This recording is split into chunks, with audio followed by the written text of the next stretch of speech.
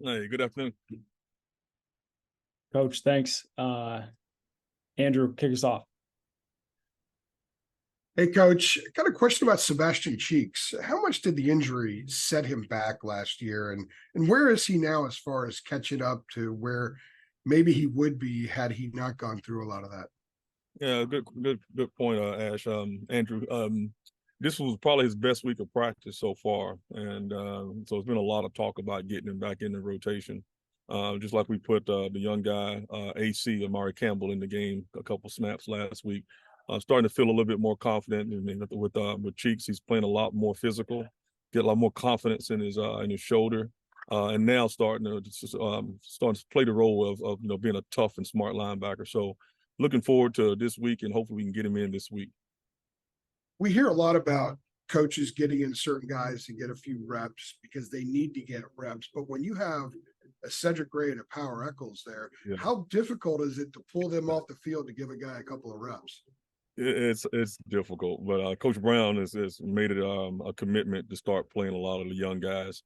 And you're right, Power and Sid are different, and they're in superior shape. They know the game, they're smart, and so it's difficult to get them off the football field. But you got to put some guys in because they got to get some reps. Because if one of those guys go down, then that next guy don't have any kind of repetitions, in a real football game. So Coach Brown is right. We do got to put more guys in. I got to be more confident in some of the young guys and get them at least 10 to 15 reps in the game, especially if it's going to go 90 script in a 90 script football game. So, yeah, there was one game we played said and 90 plays, and that's way too many. That's almost a game and a half. So, yeah, I need to make a more commitment to putting the young guys in and have a little bit more, a lot more confidence and instead of being spoiled with 23 and 33. Thank you. Appreciate it. Jeremiah? Hey Tommy, I hope you're doing well. You brought up Amari Campbell just a second ago. Being one of those younger guys, kind of being in that linebacker rotation. I know Mac Brown over the fall camp was saying he's essentially the number 3 guy there. But how have you kind of seen his game come along? What kind of strides has he made to, really put himself in that position? He's probably one of them. Jeremiah, he might be one of the smartest young players I've ever been around. His recall is probably one of the best I've seen. You wouldn't know he's a true freshman, just the way he talks to football and the way he's approached to the game, the way he practices.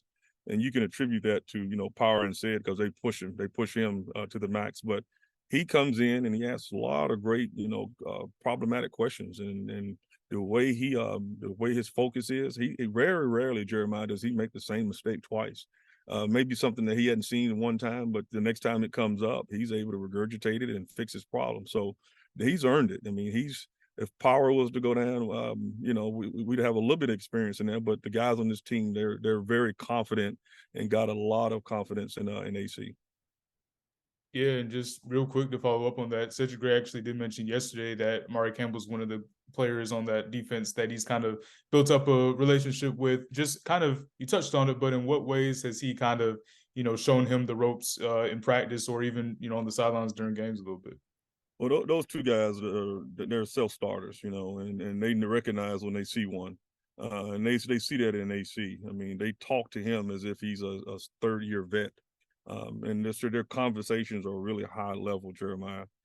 Just to see the way they've taken him in, and they'll tell you they respect smart, intelligent football players, and they really respect toughness. And AC has all that we're looking for.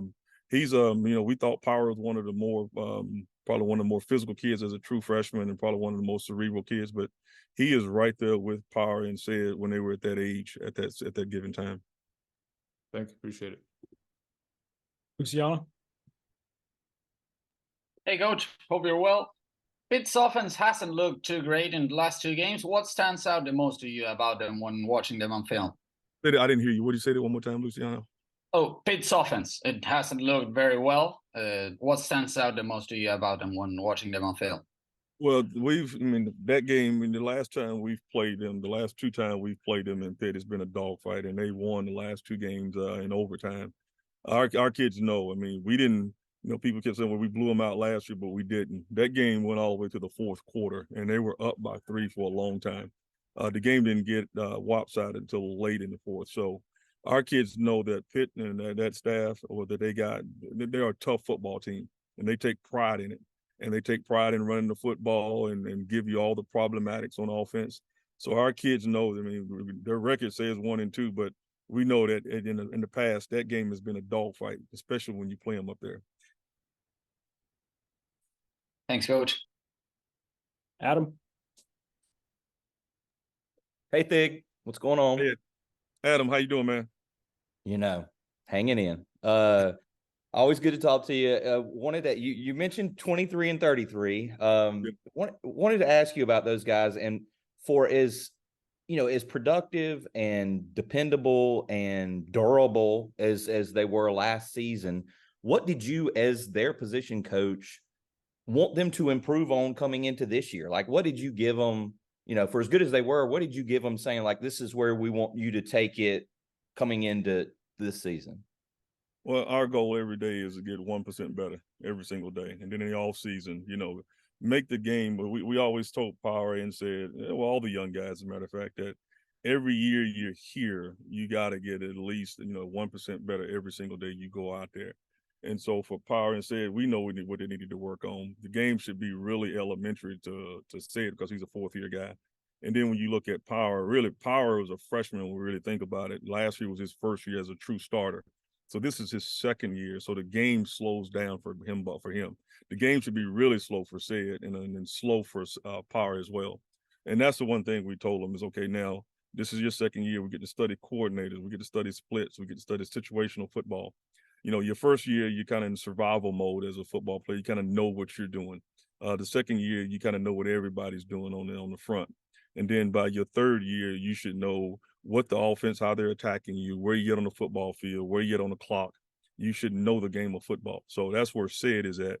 And then we're looking at the way Power plays, and, where his mentality as a football player, he's right up there as the game. You would think he's a third-year starter with the way he talks, but really this is his second year ever starting for us. So, but his recall, his approach to the game, he's a self-starter. So for those guys, when they came back this season, our whole goal was to, not make any of the same mistakes that we made last year, and then be better communicators, and then hold everybody accountable. On Cedric, was wondering who are some of the best leaders you've been around as a player or as a coach, and like, how does Cedric compare? Because it seems like he's really found that aspect of his leadership voice. It seems like, these guys follow him. Yeah, he was an ROTC kid out of high school, about 2 or 3 years at Cale, Audrey Cale. It's, I look at, I had a kid named A.J. Johnson. I was at Tennessee, who I thought was an alpha male, and the kids really rallied behind him. And then I look at Sid, AJ was, super strong, super big, probably not as athletic as Sid.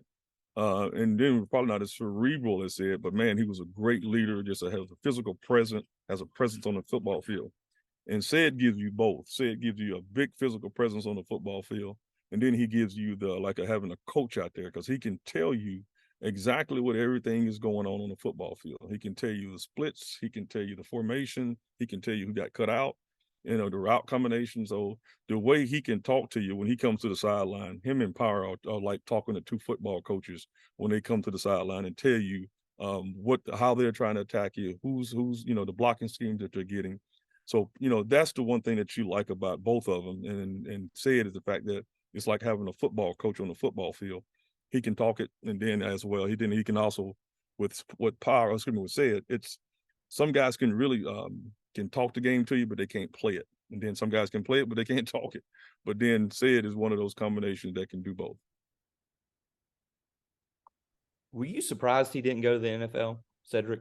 Oh yeah, I was, because he's super athletic. He's going to run a low 4.5. He's going to jump 40 inches high, and that's what people really realize is that once he goes to the combines and that kind of stuff, and they get a chance to sit down and talk to him, he's a very impressive young man. But I tell you what, he loves Mac Brown. He loves the University of North Carolina. And the thing that he said is like, you know what, I'm going to come back for another season. I want to perfect my game. I want to be the best linebacker in the country. And so the kid is he's focused, and every day he comes out, that's his goal, is to be the best football player that he can be in this league. Appreciate it, Thig. Sorry for the Yeah. 3 questions, guys. Appreciate that. No, you're good. Tommy? Yes, sir. Tommy, when you talk about wanting to get other guys reps, the younger guys, how difficult is the part that you just talked about with Cedric to take off the field, not just making a play after the ball is snapped, but everything he brings beforehand? And how do those young guys sort of get that and get that knowledge when they're not getting those kind of reps? Yeah, we tell them you get what you earn. You know, if you earn the right to play, and that's Coach Brown saying, you got to earn the right. No, nothing is given to you. No matter if you're a 5-star player and you're the best player in high school coming out, you got to earn it here. And then those guys in that room, they're, you know, especially with 23 and 33, they're looking at you like they know who's supposed to be on the field. So if a guy gets on, and if he gets on the field at Carolina, you know, and would say it in power, then they'll be fine. They'll know that the guy is ready to play. Well, that's why we were able to get AC in the game, because they got trust in him. The teammates got trust in him. And so when we put a guy out there, we expect to be no letdown. You know, there shouldn't be any shifts when if Cheeks goes out there, AC go out there, whoever it may be, there can't be any letdowns, because when you look at it, you know, if there's a letdown, then you letting the team down. So it's hard to put guys out there, but you know, we got to do it, because again, if they go out to practice and they work their butt off and they do everything we ask them to do, then we need to take some of those reps off of Power and Said, so we can have them, you know, fresh at the end of the season. Just a follow to what Adam asked you about leadership and who Said reminds you of. Does he remind you of yourself at all? I mean, you were that guy when you were at Carolina back then. In time, because you know the game is so much more complex than it was when I was a player. You know, it was all 2 backs, and it was even on 3rd down, it was 2 backs and 1 tight end. We didn't play nickel, we didn't play dime, we didn't play Cinco, we didn't have 35 calls. So it was more like just playing the game. For us, it was so simplistic. So I'll say it myself, man. I am impressed with the way he talks the game of football, because it's not by accident that he's made himself into a good player. He's really worked at it. The way he goes into a meeting room, is very professional. He's not nodding, he's not sleeping. It's a lot of questions. So as a coach, you have to be on your P's and Q's, because, when they come in the meeting room, they know if you're organized, they know if you hadn't watched tape. They're trying to be the best football player that they can be. And so we owe that to them as a coach, from a head coach to an assistant coach to a D coordinator, is to get them young men in the best position to be successful. So when it comes to Said, every single day he comes in, guys, it's a work day, because he's a self-starter and Power's a self-starter. And so when you talk about me as far as a player, I wish to God I had that kind of knowledge when I was a player back in those days. Appreciate it, Coach. Yes, sir. Awesome. Anything else? Good. Thanks, Coach. Thank you, guys. Thanks, Adam. Thanks, Tyler. See you guys. Have a good day. Thanks, Coach.